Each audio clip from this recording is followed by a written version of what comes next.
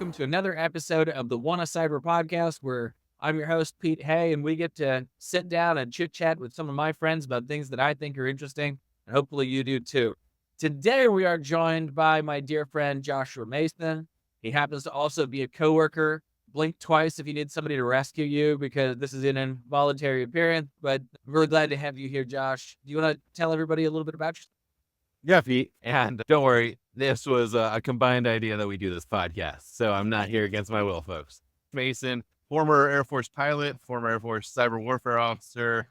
I taught at a bunch of different places, ran into Pete while selling cybersecurity ranges and SimSpace. And we had some cool intentions while we were both working on stuff last year and came together with Arbiter Security. So that's a bit about me. I've started some nonprofits. I do a lot of work trying to help people get jobs in cybersecurity. And I'm glad to be here, man. So just like me, very good at sitting still and not doing very much, just taking it easy, really. Yep, exactly. Yeah. My wife definitely does not call me a workaholic. I think that is one of the difficulties when you have a passion for what you're doing, is work-life balance also has to be a very intentional aspect of your day-to-day. Speaking of intention, our last topic was basically there was an episode 103, was talking about what is it about a company that makes them a good home, a place to stay for a long time. And realistically, that was also about going into a new position with your eyes open, because it's okay to take a job where you're like, wow, this isn't the perfect culture fit for me. This isn't the perfect ethos fit for me. I want every single person here to be there for the birth of my children. That's okay, right? Employment, good. Yeah. But it doesn't leave it more complicated than that every time. Sometimes employment is good, but we're also saying, what are the leading indicators? What can tell you if this is going to be a quid pro quo job where you give me money, I give you labor? Or if this is the sort of place where I want to invest of myself in that company and build something here together. This topic, though, I want to take it a step beyond that. The idea of career is one that's very important to me. And it is that concept of living with intention that comes down to it is, I think many people in our industry have very clear-cut goals of where they'd like to be, what they'd like to do, what types of role they'd like to have. And essentially, so that's what kind of a career they envision. And I think a lot of people would really enjoy if this were the 1940s and you went to go work for a company and you spent 54 years there and you retired and they gave you a Rolex and you climbed the ladder throughout time, et cetera, found a place really good and made it your home. But I don't think that's consistent with most people's experience. What's your perspective? No. And the market's different. I'm in a town right now that 50 years ago had specific companies. People came here, they worked for those companies, did stuff around that. It still obviously exists. There's artifacts of that, but the vast majority of the folks that live around here work in other roles, work in other jobs. And the idea of clocking in, clocking out for 50 years, doing a thing, getting paid enough to live, and like that being your life forever, just few and far between in just how industries work right now.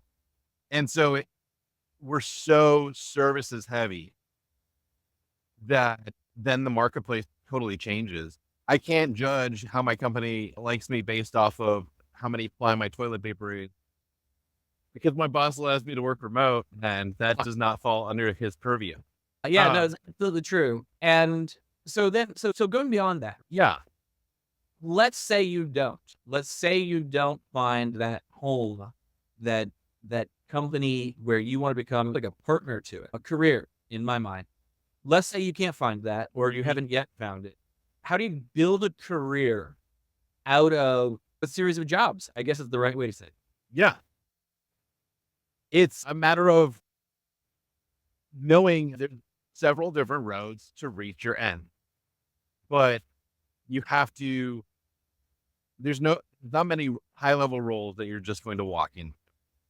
There's expectations of experience, expectations of knowledge and skills to reach some of the pinnacles, especially in like the tech and cyber. IT space, people expect you to be able to deliver X, Y, and Z. Startups are different, but most people aren't working for startups. Most people are working for Fortune X100. And those companies are big, and their expectations are, if we're going to pay someone this, these are their requirements. And so for folks to jump from or to climb that ladder, it's rare to be able to climb that ladder in one place. So if you plan knowing that you're going to go somewhere, build skills, and then look for your next step, then you can have a strategic mindset of, what do I want that to look like? And it can be hard because of location. It can be hard because you don't know what that ladder looks like. And there's a lot of people we've met through, helping people find jobs in cybersecurity. They say, I want to work in cybersecurity. Excellent. What do you want to do? And they're like, what do you mean? I want to work in cybersecurity. You're like, well, do you want to do sales? Do you want to do marketing? Do you want to be a SOC manager? Do you want to be help desk? Do you eventually want to be a director of cybersecurity? Do you want to do training in cyber? And they're like, whoa, I just want to work in cyber, man. My favorite experience with that was one of my students when I was teaching for the military. I was a contractor, but he was cross-rating from being a GSD, like a gas turbine electrician. And I said, why do you want to convert? And he's one reason and one reason only. What? And he leaned close and said, air conditioning. And you know what? I'll tell you this. I have never met someone with less of a natural instinct for being a cryptologic technician. But that man proved that with a sheer application of will and effort, that natural inclination, natural talent does not matter in the face of unrelenting effort. And he was one of the best students I ever had. He went on to be a really exceptional analyst in his role. And I think obviously interest, passion, those sorts of things make it easier to give that level of effort. But I think it's a really important thing to bear in mind is that effort is incredible. There's an incredible. I heard a saying the other day that excellence isn't earned, it's rented, because you have to keep putting effort in. And I really like that thought. So as we talk about a career, in my mind, I've always had 3 phases of the career. I think of the early phase of your career as like building a technical foundation. And I know that this is a hot topic. You and I have laughed about some of the different posts that we see out there on LinkedIn. I've seen Ira Winkler post a bunch of times saying that if you're trying to jump right into being in cyber and you don't do the IT work, you're like skipping steps on a stairway. I would argue that being an analyst and being an IT support person are a different set of skills. I think the best IT people are very good at analytical thought, that level of troubleshooting. Once you get past the have you tried turning it off and on again phase and get out of the kind of rote memorization, if you do that will fix it. And actually start getting into root cause analysis, et cetera. That's where you're building those analytic skills. So I don't know that I disagree with him. It's more complicated than that. I think he's taken something that's complicated and tried to make it like simple. You have to do this and that. A becomes B, B becomes C. That's the formula. So you're saying that I don't think that's the formula. May not be the best method for expressing a complex policy. Yeah, you might miss some things. And you know what? Taking those steps, going up that path, someone's got no plan. They don't know what they want to do or what anything even looks like. There are lots of help desk jobs, like schools, community colleges. Like every company needs someone to, in safe mode, remove the latest driver and reboot the machine. We needed a lot of those over the week. Over the last week, we've needed a lot of those. That doesn't take like super crazy cyber skills. You got to hold shift You got to know where the file is. You got to know how to delete a file.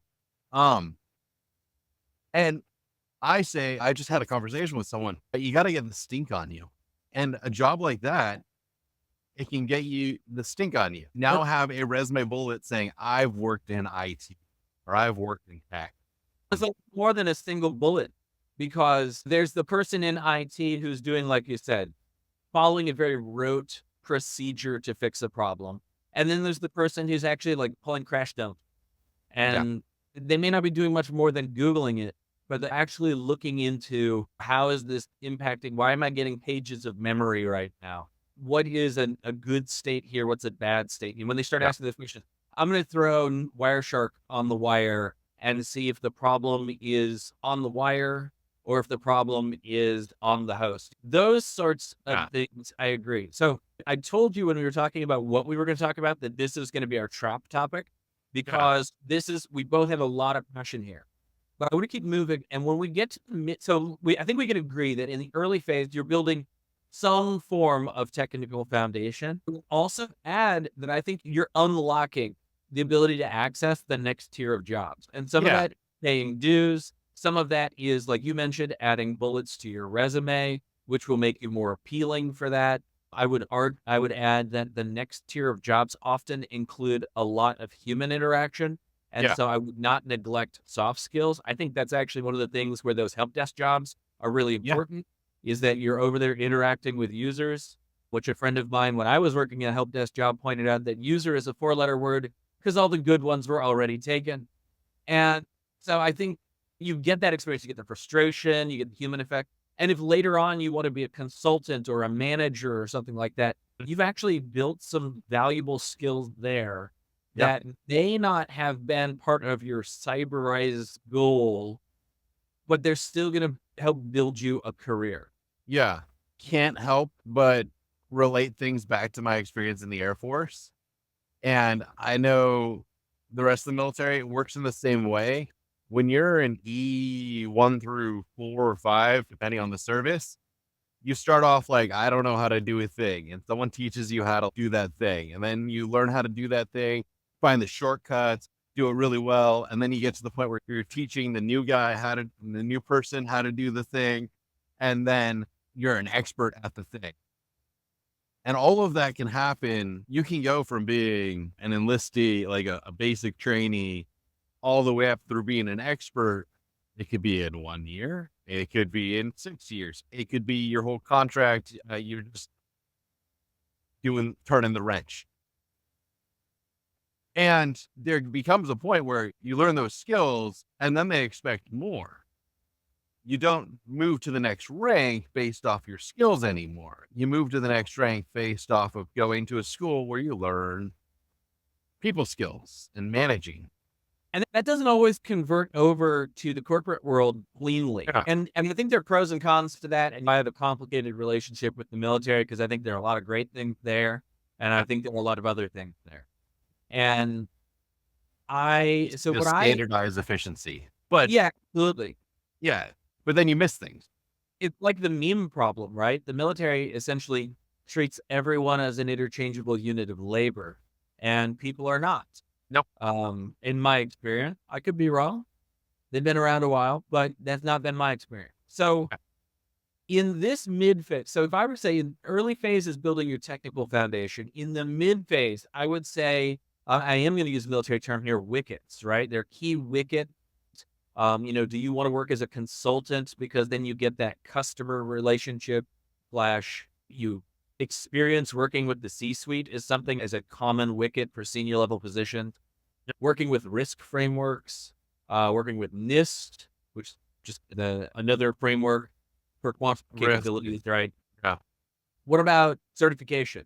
Some certs require a certain experience, right? You can't get the ISSP till you have certain pre-existing qualifications and someone to sponsor you. PMP is another one that's like that. You can be knocking down, in my opinion, that early phase, building foundation, whatever that may be. In the mid phase, you're going to be shoring up that foundation. If you're like, oh man, oh my gosh, there's a void in what I didn't learn. I need to go drop that. By the way, I would add that doesn't have to be done at work. I think there's this common idea that the only way to flesh out your resume is at work. And you mentioned that we met at SimSpace, but we actually met slightly before that while we were both volunteering Yeah. on a competition that was being run for the, Global cyber games. that's right, Global Cyber Game. And actually, the reason that I pretty aggressively encouraged you to come work with me at SimSpace was because I saw the content of your character and your level of effort and your interest and passion. And we found a mutual admiration society, and it was a good fit. And so I think one of the things that's easy to lose sight of is those volunteer things are a great way to build an experience or to patch a weakness. I would also add things that are completely outside of cyber. You heard me mentioning keep having to interact with people and computers, which can be a real challenge. Some of us got into computers because people are not our favorite, and then everywhere you turn, you just find more people. I'm actually a big proponent of Toastmasters. Yep. I got exposed to it when I was a kid and my dad was doing it. I got dragged along, we'll say voluntarily, but it was, especially as a young person, a great experience in understanding how one speaks publicly, how one interact with other people, what professional conduct and communication look like. So there are a lot of things one can do to expand in that mid phase. Yeah. So then, and then the last phase is I just, in my head, I just call it great success, right? Like we were around.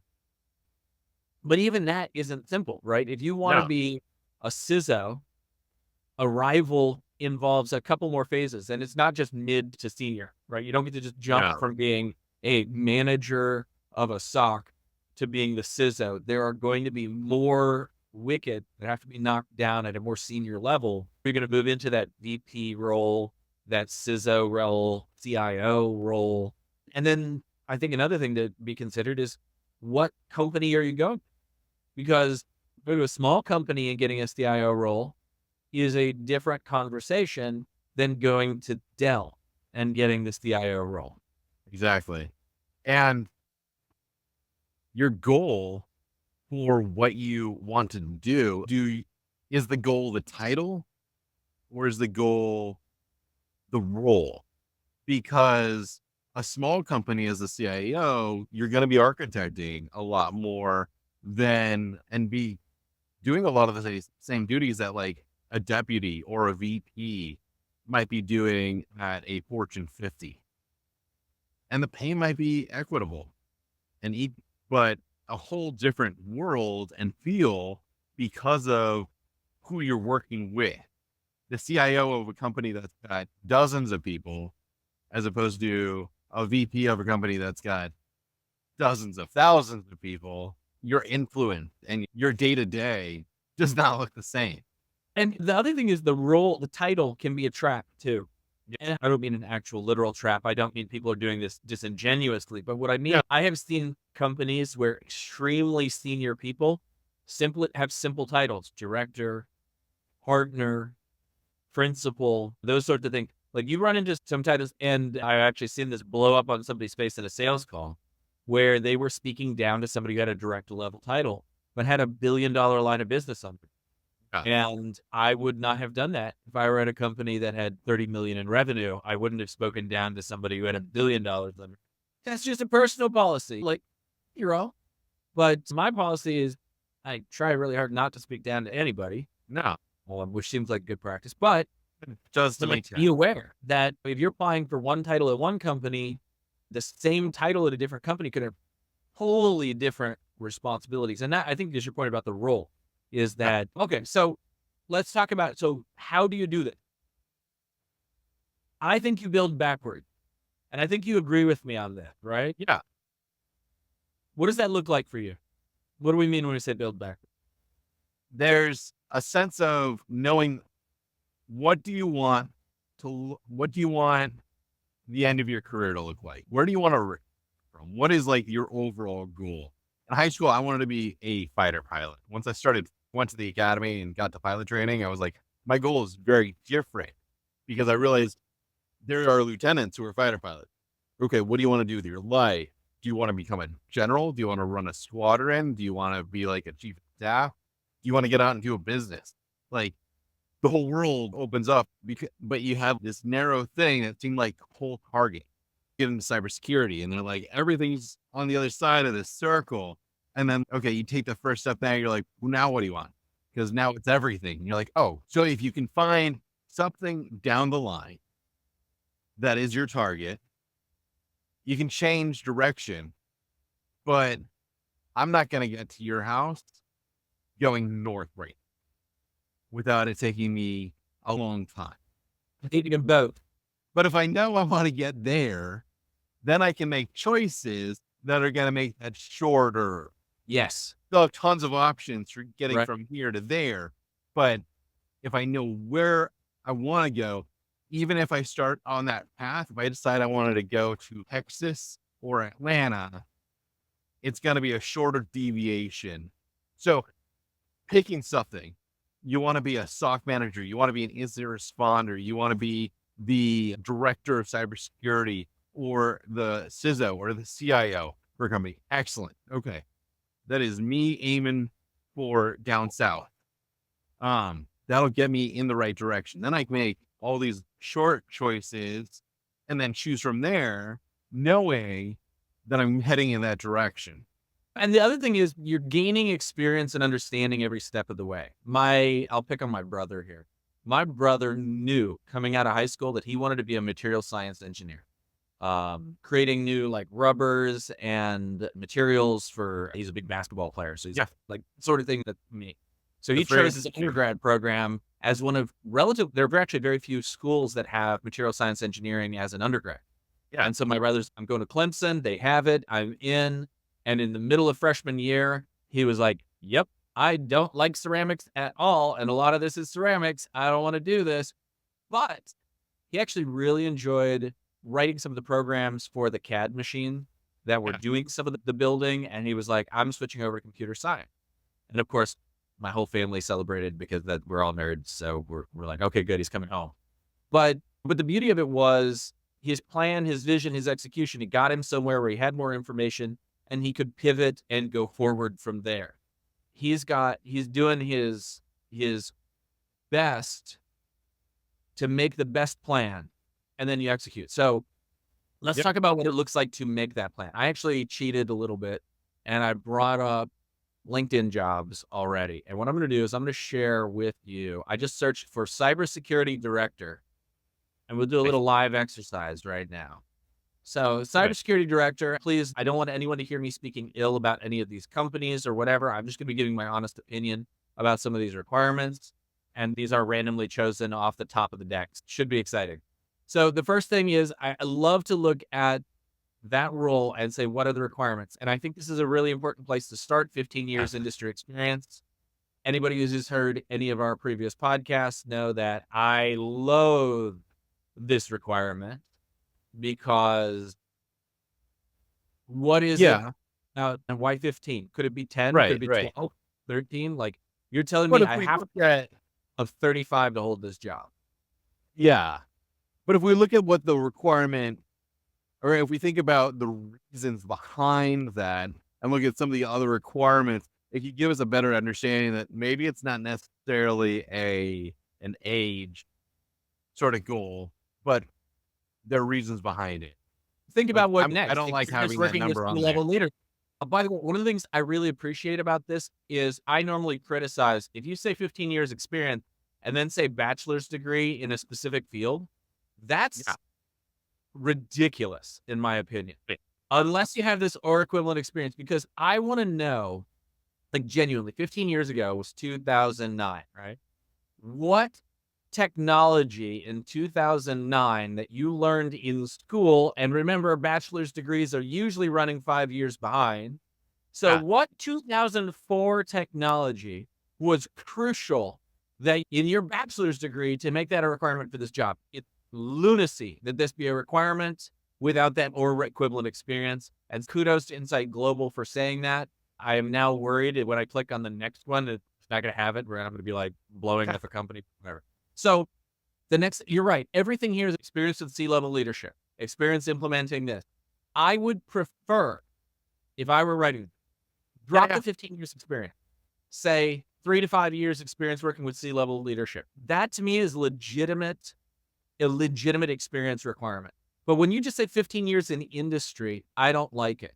Now, I'm actually going to go on to the next one because they had something here that I did a little bit better with a Yeah. focus on cyber insurance because this is an insurance vertical job.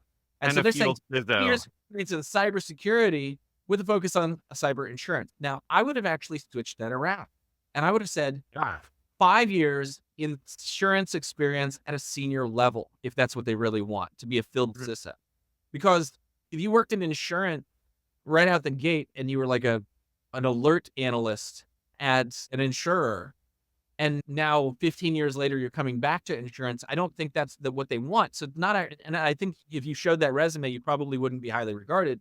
So now Yeah. the requirements are not really addressing the true requirement. I don't like that. I like clarity. Yeah.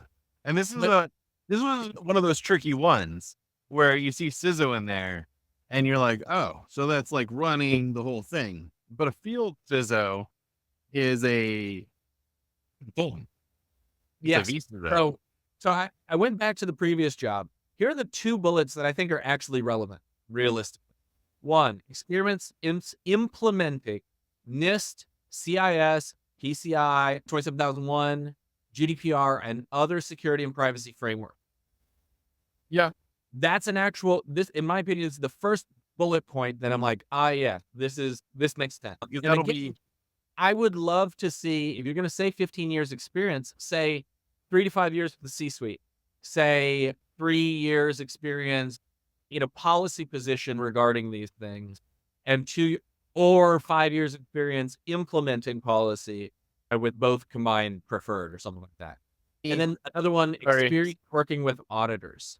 I would love to see that fleshed out a little bit more clearly. I understand that companies don't necessarily want to pull back the curtain quite that way, pop the hood and give you a view of the inner working of their company. But in my opinion, these are really the only two bullet points that matter. Now they have a couple more about what you'd be responsible for. By the way, I think it's interesting that that's actually for a company called Evergreen, not Insight Global, but they're telling you what you're going to need to do. My opinion is this is the part that's really important, right? Yeah. So risk management, I see controls, I see awareness programs, risk management, compliance. That's so if this were the type of role that I was interested in, then the type of mid-level position I'd be pursuing, what would you advise here? You now want a role where you're working with auditors and policy.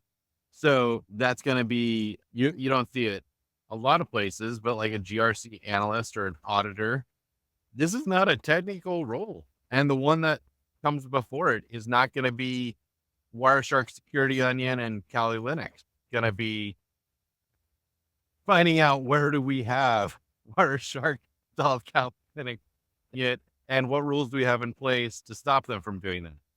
It's very far from the matrix, like in the middle of hacking kind of role. So it's a huge deviation. If you're like, I want to be a pen tester so I can do this job, you totally can. It'll give you an understanding because you're doing a pen test to meet these requirements. But the end result, the in between, is how do we, those requirements for the different frameworks, working with the auditors, giving them proof, and then delivering that to this person so they can deliver it to the C-suite to explain the overall strategy. It's a between role of taking technical stuff, understanding it, translating it. I And agree. that's And I hard. think I would agree. And I would be saying if this is the role you're looking for, then you probably need a time with one of the major consultants. It doesn't exclusively have to be the big five. There are other companies out there that do an excellent job. Yep. That's what I'm trying to say. It's just if you want to square peg, square hole, and experience with Accenture working in terms of, like you said, GRC, GDPR, et cetera, that is a way to check this and add working with C-level leadership. You'll be establishing your strong written and verbal communication skills, working with auditors, working with frameworks, and I think without question, show that you can partner. By the way, international experience is a plus, and consultancy is a great place to go acquire that. There is a way of getting there from technical. If someone becomes a pen tester or becomes a SOC analyst or becomes a IT help desk, if you can work your way toward more interaction and delivery of this is what's happening on the technical side, to translating that to, I'm going to say stakeholders because it's the right buzzword that came to mind, but either to your bosses or your clients, that then puts you in the position where you start understanding and start playing into some of these. Why are people getting pen test? What are what incidents are happening in the SOC and how are we responding to those? And what controls are they putting up in order to prevent more incidents? And the more you see those on a daily basis, the more your brain's going to be like, oh, okay, if we had this tool or these controls, or these things locked down, we'd be doing less work over here. Now you're starting to think like that in between role. So you're speaking very much to some of my frustration with the red team pen tester thrill seekers. Yeah. And this sounds so mean, and I'm just going to apologize for it. But if I had a nickel for every time I was talking to somebody new and I said, what do you want to do? And they said red team or pen test, I would not need a job. It's 80%. And part of me wants to say, first of all, we can't all be fighter pilot. And I think that's the thing is we look at that and we're like, this is elite. This is, but right. And it sounds sexy until you meet the lieutenant. I was a cadet. I met a lieutenant. I was like, what do you do every day? And he's, I read books. And you're like, no, like you come up with cool maneuvers. He's like, I read these books. I have to go into a vault. Can't take them with you. Can't take notes. You have to memorize. I need to know every other plan I'm going to come up against, every other weapon, everything that can be shot at me or that I can shoot. I need to know all that stuff. Because when I go, oh, I have to react to this, I need to know it. And so the first couple of years, you're not doing, you fly once a week, you deploy, hang out above a bunch of stuff. But like your job is reading and reading and reading. And you're like, okay, and what are your career aspects? Oh my God, I would love to sit in a Southwest cockpit and just fly from location to location. It's like, that would be your dream job? Yeah. I'm just going to go fly C-130. Wouldn't do that all day. I did have to read a lot, but it's one of those things you think, I want to be a hacker. Excellent. Like, how is your report writing skill? right. And so I'm so glad you said that because this is my frustration with people who get the red team and pen tester role. And I've seen these reports where it's like, hey, we breached this machine and blah, blah, blah. And here's a summary of what we did. And in my opinion, that report is wholly inadequate. Yeah. They need to understand, just like you said, they need to have been in the vault and say, here's a group policy that you can push to take away this avenue. Yeah. Here is a best practice that needs to be implemented to avoid this. Here's a detection that needs to be in place, a patch that needs to be pushed, whatever. And if they're not doing that, in my opinion, red team, here's another hot take. The most unpopular statement that I'm going to make is the fact that pen testing and red team is merely blue team support. It is a supplementary support role because the goal is to keep the bad guys out. I think we had that conversation like 3 years ago. Oh my gosh. If I heard somebody on a red team say, I'm not going to tell them about this because we need to get in next time, I would murder that person where they stood if that were an ethical thing to do. It would be like, if you could, what I believe is the appropriate punishment in a professional environment is to kick someone in the shin squarely. Because worried I just put crosshairs on myself and don't do that. I know, but the thing is, like, why are we here? And you said keep your focus on the role and what's the end game. And for red team, the end game should be to improve the security posture of the organization. And so your report should be written that way. So getting back to this, you're absolutely right. You can be a red teamer who has strong written and verbal skills because you write excellent report. You can have a good understanding of risk frameworks if you're like in MITRE defend, saying like, okay, yeah, I gave you this MITRE attack technique, but here's the defend page, and here's the understanding, and here's the framework, and here's why it matters in terms of things like GRC and GDPR and what wherever those things may matter. And Holy, policy that impacts, and here's your risk factor associated with that. yeah. That to me is, you're absolutely right. That's the sort of person who's prepared to, yeah, you may have been in a pen test role. First of all, I think you'd be very senior with that. And then from there, you could step into a director of cybersecurity role because you have a good understanding of both of the equities of both red and blue. That the person who finds a vulnerability, ties it to a TTP, ties it to defend, thinks about what controls could be in place, the technical control, the administrative control, and then in their mind goes out and goes, okay, what would that look like in terms of budget, personnel, software? Puts all those pieces together. Now you are thinking what they want in the role. Right. Found a problem. You're not just filling the hole. You're thinking that's a sign of corrosion that now we need to think about what is the life cycle for this whole ship and what are we budgetarily going to be asking for in order to meet our goal of use factors for this whole organization. Anyways, that's when you're thinking like a director or a VP. I think the takeaway here is that keep an awareness of the big picture. Understand where you are in the cybersecurity machine, right? Where you are, how what you do impact those around you, what the overarching goals and frameworks and policies and things are. And if you're doing that, even at the foundational level, right? Even when you're just saying, I'm a SOC analyst and I'm chasing alerts right now, that's my job. When you're aware of the greater system and continuing to recognize your role in kind of maintaining and upholding that system, it's going to progress you better and faster and farther than if you are more laser focused in on just the technical effect that you're achieving. So it's a great point. By the way, I saw this posting while I was skimming these earlier, and I just really liked how it's written. If I were an applicant, they said, they didn't say, here are your requirements, here's what you must do. Instead, they said, you will get a chance to. I thought that was a really cool way of saying that. And I think it shows it's small, but it shows a mentality that I like. Then they talk about how we reward you with the work schedule, company match, bonuses, etc.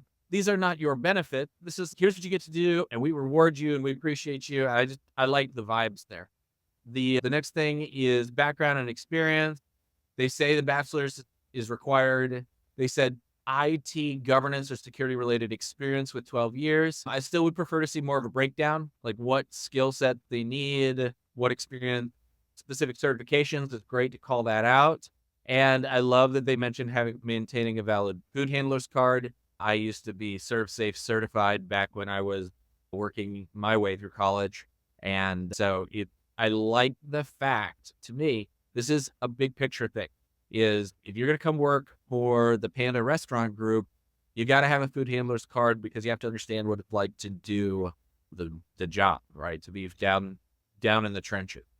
Again, if I were trying to build a career, there are a couple of things that I'm going to summarize here at the end. So to wrap this all up, at the foundational level, you're going to be building your technical foundations and looking for skills, capabilities, but I would keep my eye on the prize to understand what it is, what role I want to have eventually, and what I need to do to have that role. The second thing that I would do at the foundational level is not be afraid to move jobs.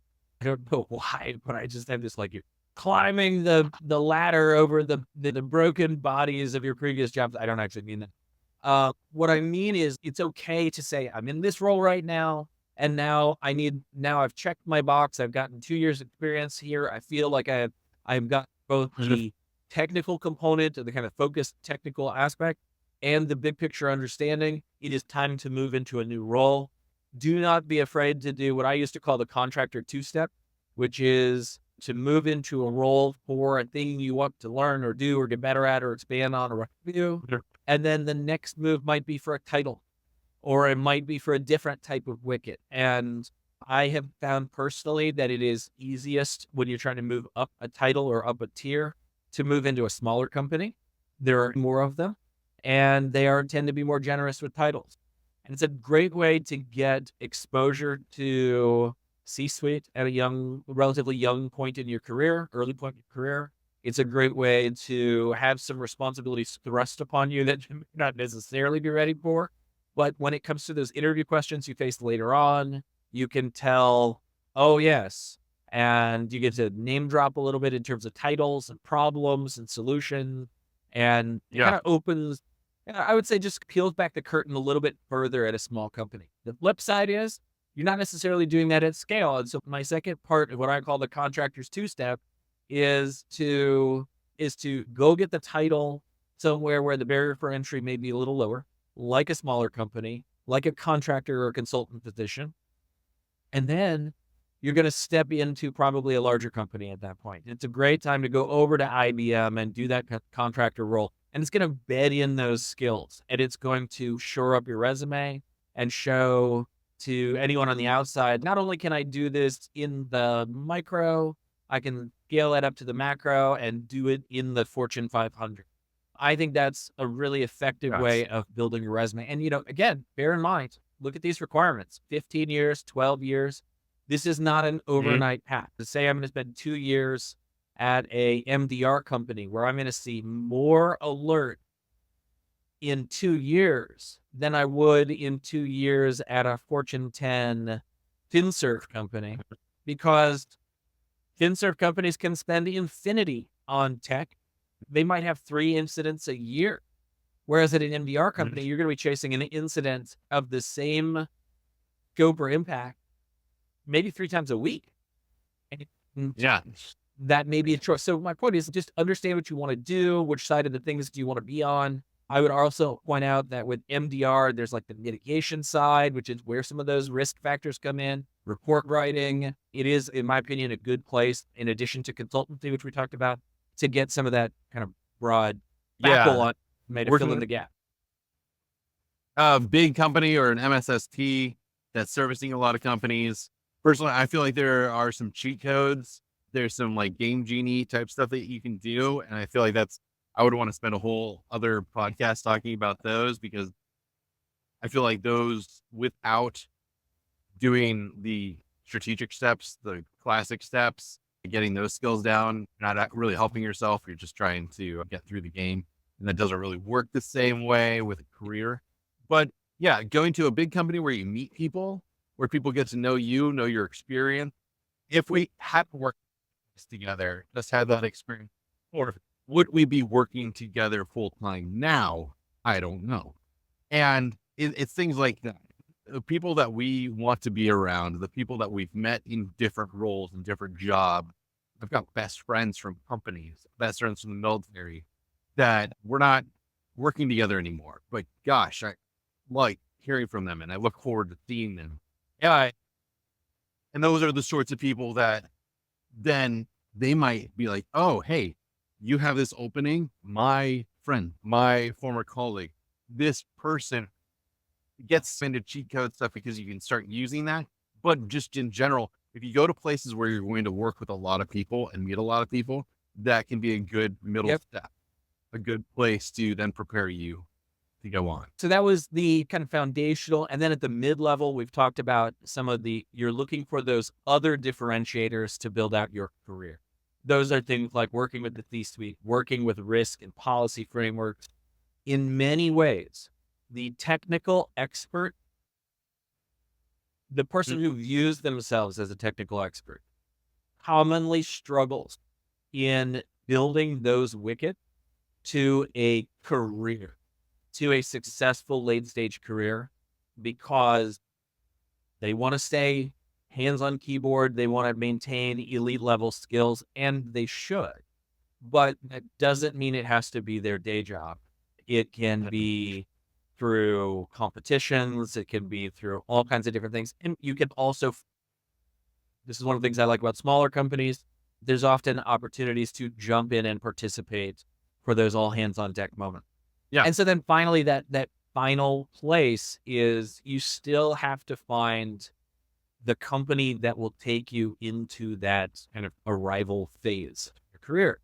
And are you necessarily, I saw some of the post positions we were looking at. We were talking about the one with the Panda Restaurant Group.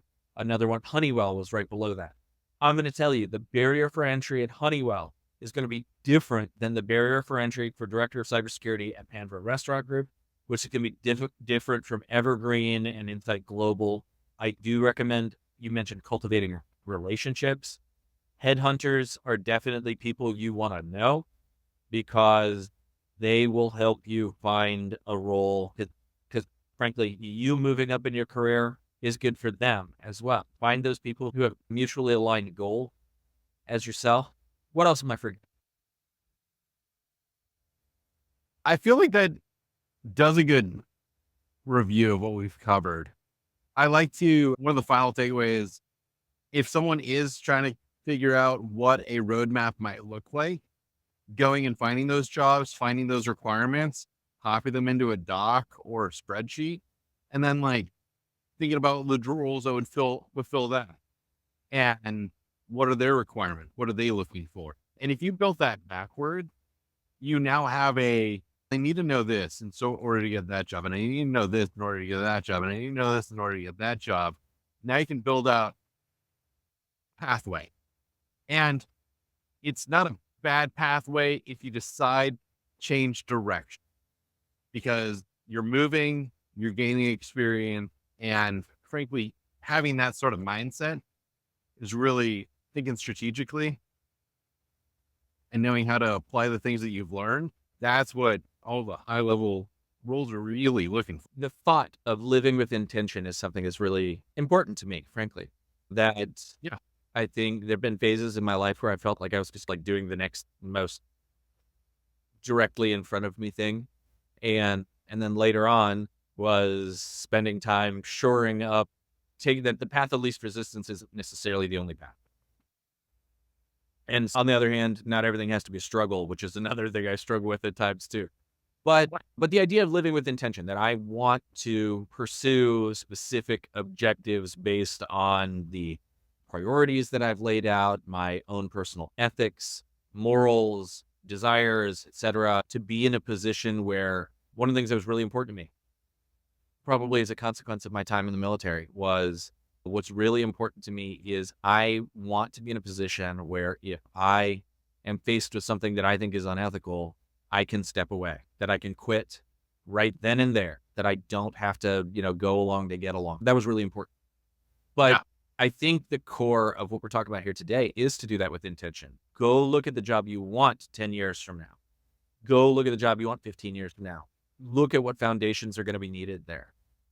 Aggressively pursue opportunities that are going to be creative in which ones those are. Just because that looks like a consultant is the best job doesn't mean you couldn't find it at an MDR firm.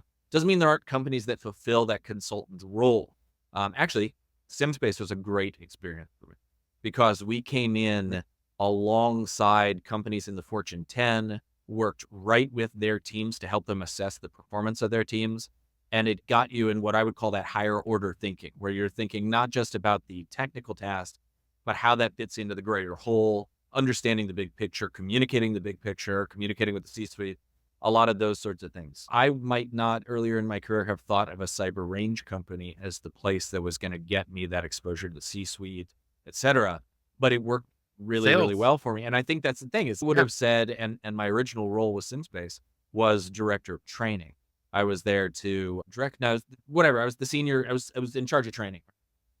And my role was more of a technical one, a managerial role. And then I got to move into that higher policy level role because I knew my future objectives and it worked out really nicely. That's the eye on the prize, big picture, and live with intention would probably be the big piece here for me. Oh, and there's a little bit in there. My role at SimSpace was sales engineer, but it 100% was a consulting role, just consulting them to buy our product. Right. And you had to work with technical people and you had to work with high level people who controlled the budget and convince both of them that this is the product or what they need overall to meet their objective. And as a stepping stone toward a higher level role, it's one of those that you don't ever think of. Sales and marketing as a diverging from like highly technical to get your way into that like GRC policy works. No, I agree. And for it's a a lot good of point. people. Don't be afraid to take something outside of your comfort zone. Because I would agree. I actually ended up running the sales engineering team for a while there at SimSpace. And that was very much outside of what I would call my comfort zone. It was not a technical role at all. I still got to do technical demos, and my technical expertise helped me speak to customers and understand their goals. But yeah, it was a very good I would call it a developmental role for me because it developed me in ways that I hadn't anticipated. I think we should wrap it here because we're running the risk of going into topics that need more exposition.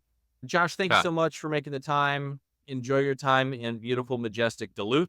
Hopefully that F-150 behind you isn't there to kidnap you or something. But I'll snap a picture of where I set up and everyone will laugh. we do, Josh. Have a good one. Bye, all.